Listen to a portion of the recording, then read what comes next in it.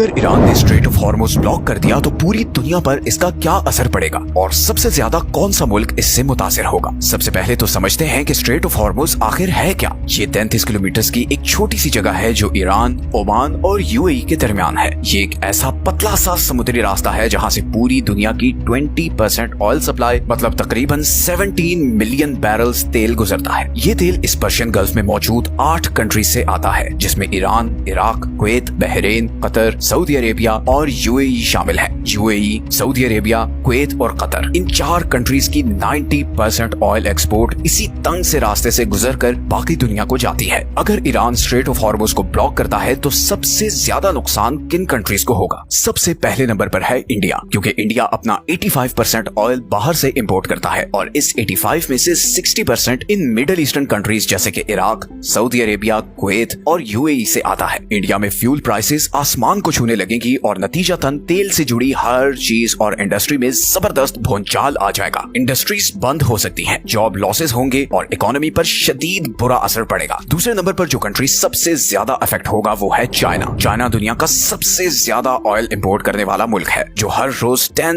Million barrel oil बाहर से import करता है। चाइना की 40% ऑयल इंपोर्ट इसी स्ट्रेट ऑफ हॉर्मुज से गुजरकर आती है। गो के चाइना ने रशिया और सेंट्रल एशिया के साथ भी ऑयल पाइपलाइंस बिछाई हैं, लेकिन वो उसकी एनर्जी रिक्वायरमेंट्स का 20% भी पूरा नहीं करती। इसीलिए स्ट्रेट ऑफ हॉर्मुज बंद होने से चाइना की इकोनॉमी को जबरदस्त धचका लग सकता है और चाइना की इकोनॉमी हिली तो उसके असरात पूरी दुनिया में महसूस होंगे। तीसरे नंबर पर जो कंट्री सबसे ज्यादा मुतासिर होगा वो है जापान, क्योंकि वो अपना 90% ऑयल बाहर से इंपोर्ट करता है और उसमें से 75% इसी स्ट्रेट ऑफ हॉर्मुज से गुजर कर आता है। चौथे नंबर पर जो कंट्री सबसे ज्यादा मुतासिर होगा वो है सऊदी अरेबिया। सऊदी अरेबिया का 80 to 90% तेल इसी स्ट्रेट ऑफ हॉर्मुज के जरिए बाकी दुनिया को जाता है, जबकि सिर्फ 10% इधर रेड सी के साथ मौजूद कोस्ट लाइन से यूरोप को जाता है। तो ये चोक पॉइंट ब्लॉक होने से सऊदी इकोनॉमी पर बहुत बुरा इम्पैक्ट पड़ेगा। अगर एकदम किसी मुल्क के 80 to 90% रेवेन्यू को खत्म कर दिया जाए तो उसका क्या हाल होगा। कुछ ऐसा ही सऊदी अरेबिया के साथ हो सकता है और फिर बहुत पॉसिबिलिटी है कि सऊदी अरेबिया इस रूट को खोलने के लिए अपनी मिलिट्री का इस्तेमाल करे, जिससे सिचुएशन मजीद खराब भी हो सकती है। 5वें नंबर पर आता है पाकिस्तान, जिसका 90% ऑयल इसी स्ट्रेट ऑफ हॉर्मुज से गुजरकर आता है। पाकिस्तान अपनी 27% एनर्जी नीड्स इसी ऑयल से पूरी करता है। तो ये रूट ब्लॉक होने की सूरत में पाकिस्तान में जबरदस्त इन्फ्लेशन आ सकती है। लेकिन यहाँ पर एक बड़ी इंटरेस्टिंग चीज ये है कि क्योंकि पाकिस्तान ईरान के साथ बॉर्डर शेयर करता है तो कई गवर्नमेंट रिपोर्ट्स के मुताबिक पाकिस्तान का 35% डीजल अनऑफिशियली ईरान से आता है, जिसका मतलब है कि अगर ये रूट ब्लॉक होता है तो हो सकता है कि गवर्नमेंट फिर अंडरहैंड या इवन ऑफिशियली ईरान से तेल भी लेना शुरू कर दे। इसके बाद जिस कंट्री पर सबसे ज्यादा असर पड़ेगा वो है यूएई, क्योंकि उसका ऑलमोस्ट 72% ऑयल यहाँ से गुजरकर बाकी दुनिया को जाता है। यूएई के पास एक ऑल्टरनेटिव है हबशन फुजैरा पाइपलाइन, जिसके जरिए वो स्ट्रेट ऑफ हॉर्मुज को बाईपास करके 60% तक तेल वहां से दुनिया को एक्सपोर्ट कर सकता है। बट यूएई की इकोनॉमी का जो साइज है उसके लिए 40% का लॉस भी बहुत खतरनाक हो सकता है। इसके बाद फिर यूरोपियन कंट्रीज जैसे कि फ्रांस, जर्मनी और इटली हैं, जिनका ऑन एवरेज 10% ऑयल इसी स्ट्रेट ऑफ हॉर्मुज से गुजरकर आता है। वहां भी इस ब्लॉकेड का काफी बुरा असर पड़ेगा। ग्लोबल लेवल पर देखें तो प्राइस पर बैरल $150 से ऊपर जाने की प्रेडिक्शन है, जिससे फिर पूरी दुनिया में बहुत ज्यादा इन्फ्लेशन आ सकती है और शायद दुनिया एक जबरदस्त रिसेशन में चली जाए। तो ये सिर्फ 33 किलोमीटर का छोटा सा एरिया इतनी ताकत रखता है कि पूरी दुनिया को हिला कर रख दे।